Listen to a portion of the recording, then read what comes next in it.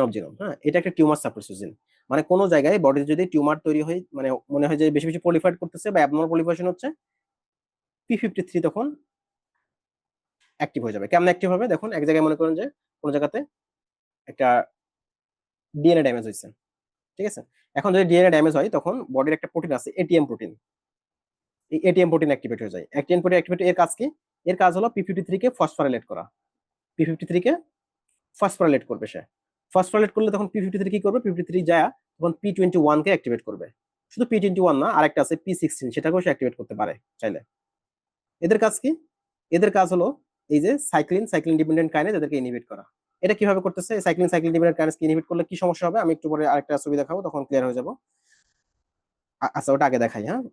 দেখুন এই ছবিটা একটু খেয়াল করুন, এটা আসলে আপনাদের পরীক্ষার জন্য এভাবে আসবে না, ঠিক আছে? কিন্তু আমি জাস্ট বলতেছি, জাস্ট মনে রাখার জন্য যে এটা হলো টিউমার সাপ্রেসোজেন, কিভাবে সে টিউমার সাপ্রেস করে।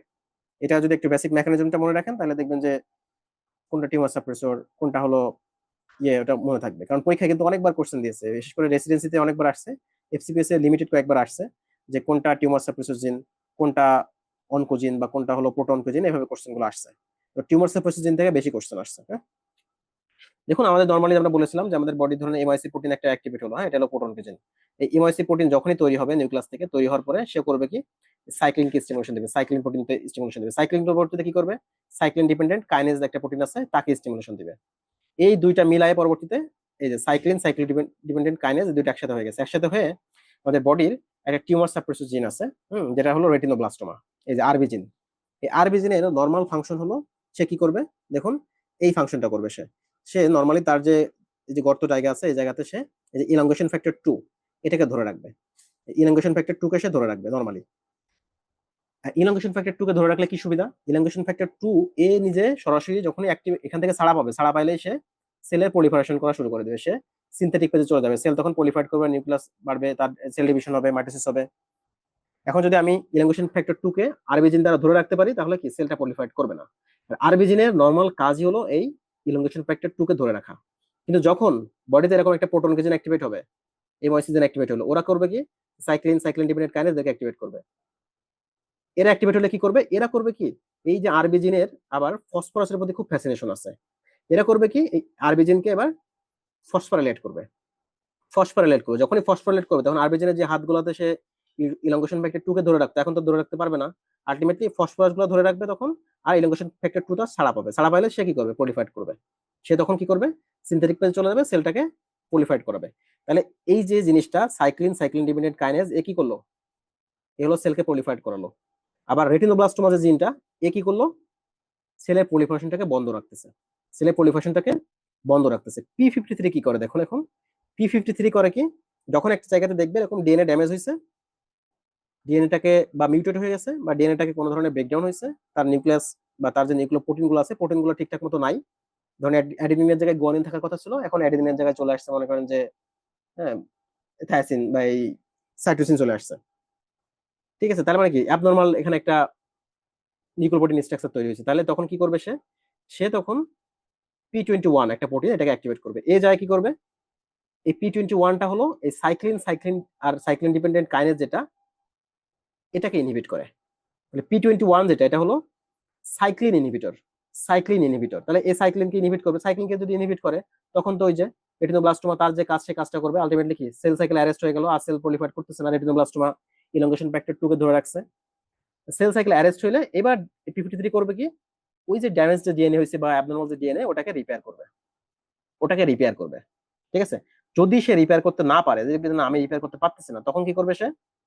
তখন ওই সেলটাকে সে অ্যাপোপ্টোসিস করাবে, ওই সেলটাকে সে মেরে ফেলবে, ঠিক আছে? এবং এটা মারার পরে এখন তো P53 আর কাজ নাই, তখন P53 কি হবে? বডির আরেকটা প্রোটিন তৈরি করবে। সে প্রোটিনটার নাম হলো MDM2। MDM2 প্রোটিন তৈরি করবে। MDM2 কি করবে? সে আবার P53 কে ডিস্ট্রয় করে দিবে। সে আবার P53 কে ডিস্ট্রয় করে দিবে। তাহলে P53 কিন্তু যেটুকু কাজ কাজ করে সে আবার চলে গেল। তাহলে এখানে P53 কি কাজ করলো? কখন অ্যাক্টিভেট হলো? যখন ডিএনএ ড্যামেজ হয়েছে বা ডিএনএ মিউটেশন হয়েছে, বা কোনো ধরনের মানে একটা সিগন্যাল আসছে বডিতে যে ডিএনএ সিকোয়েন্সটা ঠিক নাই, বা বডি হাইপক্সিক কন্ডিশনে চলে গেছে, অ্যানক্সিক কন্ডিশনে চলে গেছে, অ্যাবনর্মাল প্রোটিন তৈরি হচ্ছে, তখন P53 অ্যাক্টিভেট হলো। P53 তিনটা কাজ করছে। একটা করছে কি? সে সেল সাইকেল অ্যারেস্ট করছে। সেল সাইকেলের কোন ফেজ অ্যারেস্ট করছে? এই যে G1S চেক পয়েন্টটাকে অ্যারেস্ট করছে। তারপরে করছে কি সে সে হলো যে যেগুলো ড্যামেজ হয়েছে যে ডিএনএটা, এই ডিএনএটাকে রিপেয়ার করছে। তারপর একটা কাজ কি করছে, অ্যাপোপ্টোসিস করছে। এই কোশ্চেনটাই পরীক্ষা আসছে যে P53 এর কাজ কি, cell cycle arrest, repair of damage DNA, আর হলো অ্যাপোপ্টোসিস। ঠিক আছে, তো এটা কিন্তু একটা ইম্পর্টেন্ট একটা টপিক, যেটা হলো পরীক্ষার জন্য খুবই ইম্পর্টেন্ট। হ্যাঁ, আর এই যে P53 তাহলে একটা কি টিউমার সাপ্রেসর জিন, এবং বলা হয় যে বডির যে টিউমার গুলো ফর্মেশন হয় তার মোটামুটি ম্যাক্সিমাম টিউমার গুলো হয় ইউজুয়ালি এই P53 দ্বারা মিউটেশন হওয়ার কারণে। P53 যখন মিউটেটেড হয়ে যাবে তখন তো সে আর এই ড্যামেজ ডিএনএটাকে রিপেয়ার করতে পারতেছে না, অ্যাপোপ্টোসিস করতে পারতেছে না, বা সেল সাইকেল অ্যারেস্ট করতে পারতেছে না। আলটিমেটলি ওই ড্যামেজ ডিএনএটা বডি যে যে সেলের মধ্যে ছিল ওটাতে স্টেবল হবে, ওই ড্যামেজ ডিএনএটা বা ওই মিউটেটেড ডিএনএটা কন্টিনিউয়াসলি প্রলিফারেট করে যাবে। আলটিমেটলি ওখান থেকে কি হবে, ক্যান্সার তৈরি হবে, ওখান থেকে ক্যান্সার তৈরি হবে। ঠিক আছে, এই জন্য বলতেছে যে majority of the human cancer কেন হচ্ছে, lodge of function mutation of P53। ঠিক আছে, আচ্ছা তাহলে এই যে P53 কখন আবার ইনঅ্যাক্টিভ হয়ে যেতে পারে, এটাও একটা এমসিকিউতে আসছিল যে রেটিনোব্লাস্টোমা বা হলো যে P53 জিন, এগুলা ভাইরাল অনকোপ্রোটিন এগুলো দ্বারা ইনঅ্যাক্টিভ হয়ে যেতে পারে।